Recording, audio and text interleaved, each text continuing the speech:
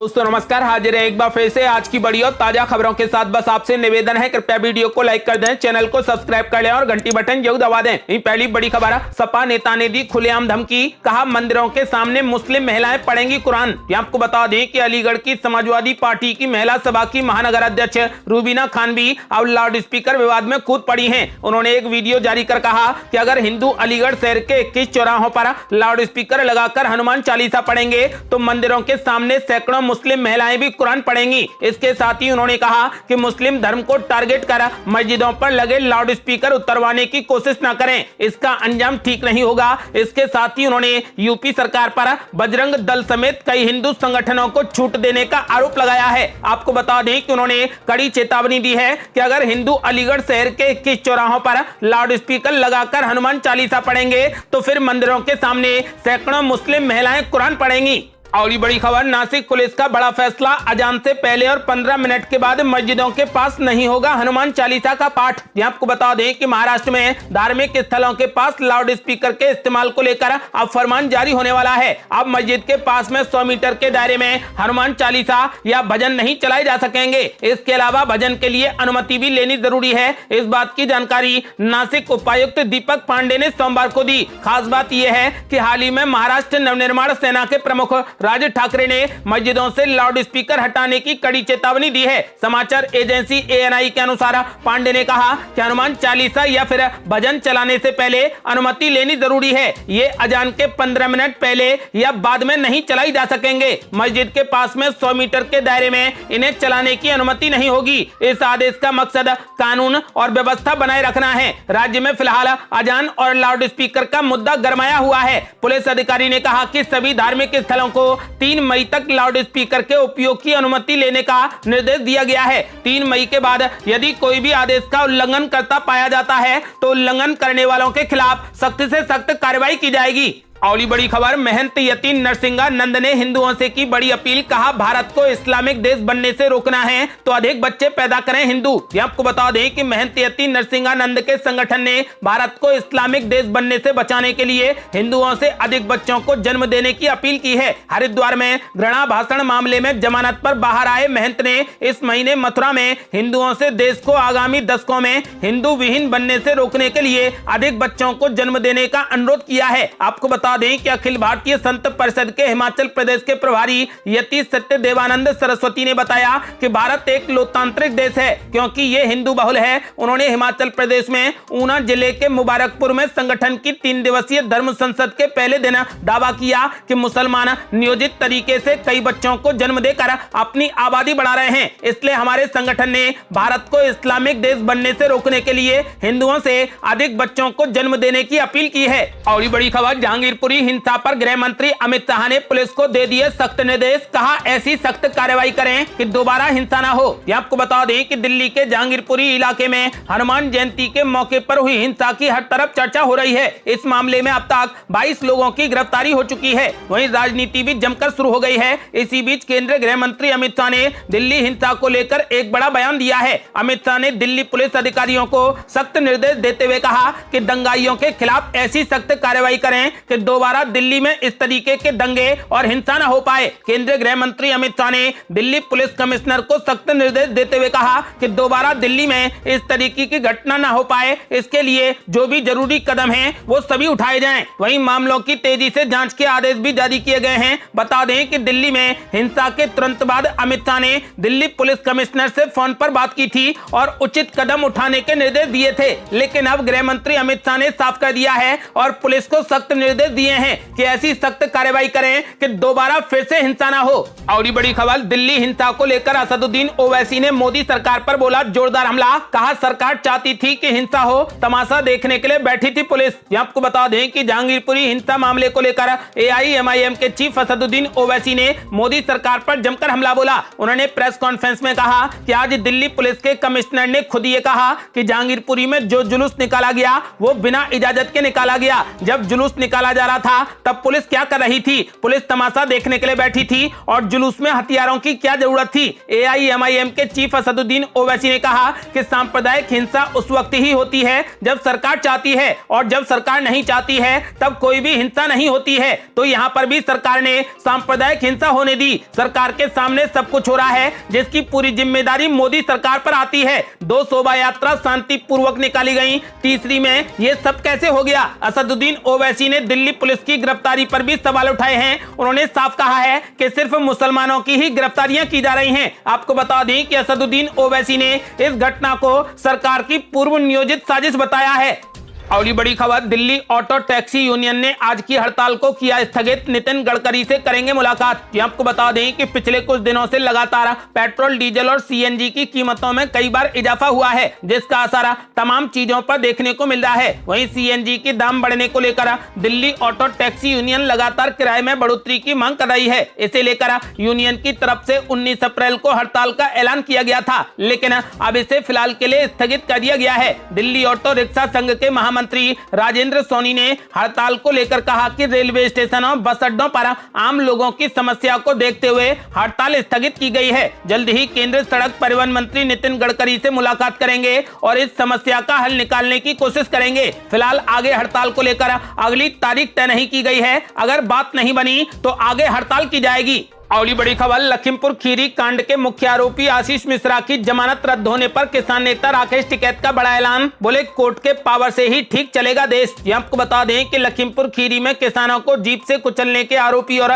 केंद्रीय मंत्री अजय मिश्रा टैनी के बेटे आशीष मिश्रा की जमानत सुप्रीम कोर्ट ने रद्द कर दी है। सर्वोच्च अदालत ने आशीष मिश्रा को 1 सप्ताह के भीतर सरेंडर करने का आदेश दिया है। भारतीय किसान यूनियन के नेता और कृषि आंदोलन का चेहरा रहे किसान नेता राकेश टिकैत ने सुप्रीम कोर्ट के फैसले का स्वागत किया है। उन्होंने कहा कि कोर्ट अपने पावर का इस्तेमाल करे तो देश ठीक तरीके से चल सकता है। अगली बड़ी खबर, बीजेपी के फायर ब्रांड नेता गिरिराज सिंह ने दिल्ली दंगों पर बोला जोरदार हमला। कहा जनसंख्या नियंत्रण कानून लागू होने के बाद राजनीति से ले लूंगा संन्यास। ये आपको बता दें कि अक्सर अपने बयानों से सुर्खियों में रहने वाले केंद्रीय मंत्री गिरिराज सिंह ने एक बार फिर से बड़ा बयान देकर सबको आश्चर्यचकित कर दिया है। कटिहार में पूर्व मंत्री से मिलने आए बेगूसराय सांसद ने स्थानीय पत्रकारों से बातचीत में कहा कि वो धारा 370 समाप्त किए जाने और अयोध्या में राम मंदिर जैसे मुद्दों के लिए ही राजनीति में आए थे। अब बस केवल जनसंख्या नियंत्रण कानून लागू हो जाए तो वो राजनीति से संन्यास ले लेंगे। इस दौरान उन्होंने कहा कि अगर भारत में रामनवमी जुलूस और हनुमान जयंती नहीं मनाया जाएगा तो क्या ये बांग्लादेश, अफगानिस्तान, पाकिस्तान या फिर अन्य देशों में मनाया जाएगा? हनुमान जयंती पर कायराना हमला ये साबित करता है कि देश को अस्थिर करना और अपनी ताकत को दिखाना है। उन्होंने कहा कि मैं देश के तमाम ऐसे लोगों से पूछना चाहता हूं जो देश में धार्मिक उन्माद फैलाते हैं। आज तक तो कभी भी ताजिया के जुलूस पर लाठी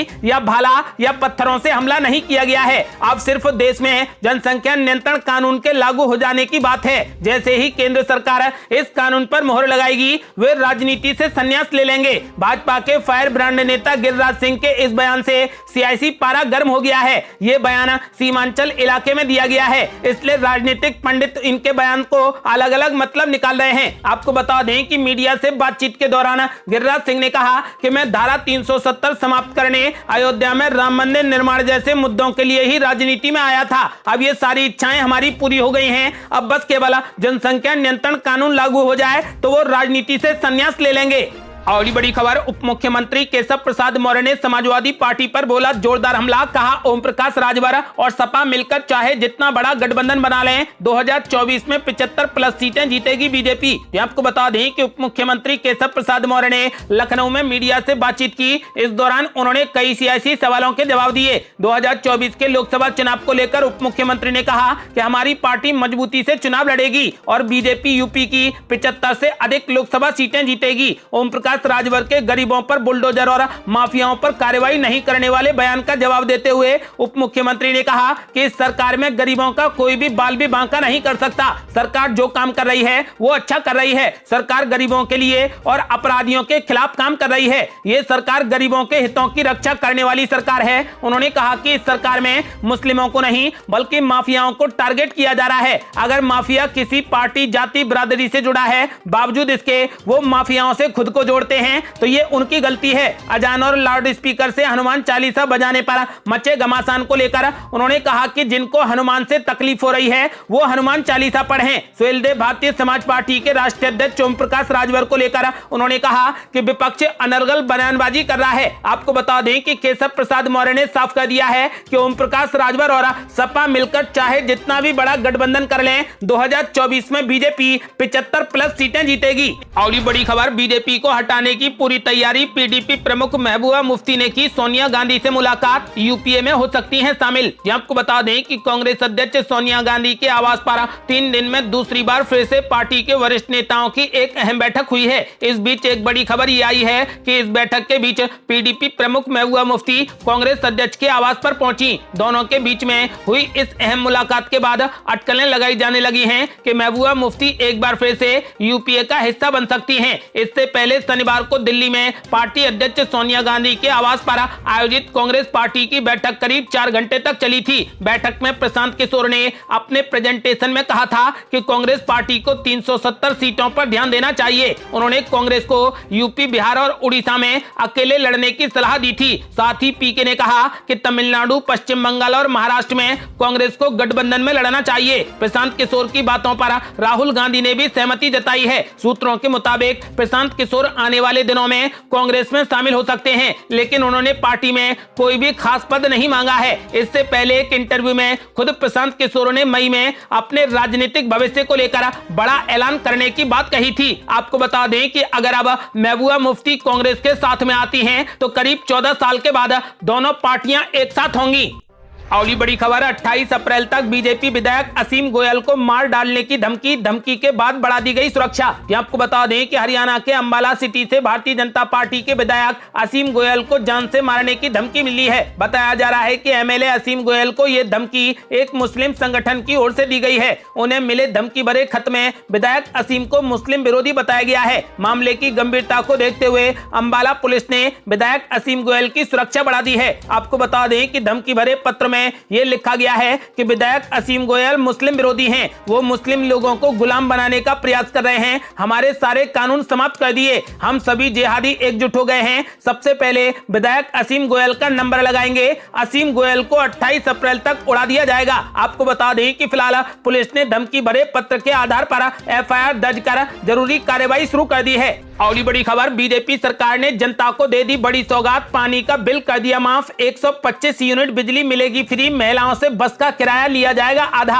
आपको बता दें कि हिमाचल प्रदेश में इस साल विधानसभा के चुनाव होने हैं। इससे पहले राज्य की बीजेपी सरकार ने बड़े ऐलान कर दिए। मुख्यमंत्री जयराम ठाकुर ने हिमाचल दिवस पर ऐलान किया है कि अब प्रदेश में 125 यूनिट बिजली बिल्कुल फ्री दी जाएगी। इसके अलावा महिलाओं के बस किराए में भी 50% की छूट दी जाएगी। मुख्यमंत्री जयराम ठाकुर ने 75वें हिमाचल दिवस पर चंबा में आयोजित कार्यक्रम में हिस्सा लिया। इस दौरान जयराम ठाकुर ने ऐलान किया है कि हिमाचल में महिलाओं से सिर्फ 50% किराया लिया जाएगा। इसके अलावा प्रदेश में 125 यूनिट बिजली बिल्कुल फ्री दी जाएगी। अभी तक 60 यूनिट बिजली बिल्कुल फ्री दी जाती है। इसके अलावा ग्रामीण क्षेत्रों में पानी का बिल माफ कर दिया जाएगा। जयराम ठाकुर ने कहा कि राज्य की बीजेपी सरकार गरीब लोगों के कल्याण के लिए काम कर रही है। इसी को देखते हुए सरकार ने 125 यूनिट बिजली बिल्कुल फ्री देने का ऐलान किया है। इसके अलावा ग्रामीण क्षेत्रों में पानी का बिल भी माफ कर दिया है। आपको बता दें कि फिलहाल उन्होंने महिलाओं से सिर्फ बसों में आधा किराया वसूल किए जाने का ऐलान किया है।